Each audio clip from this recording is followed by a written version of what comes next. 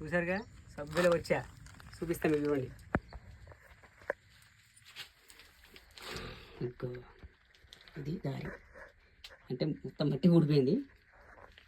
first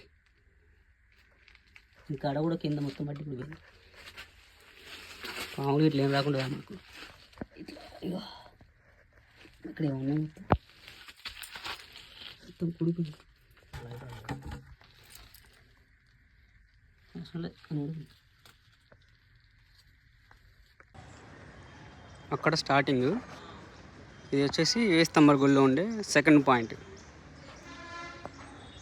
ఇది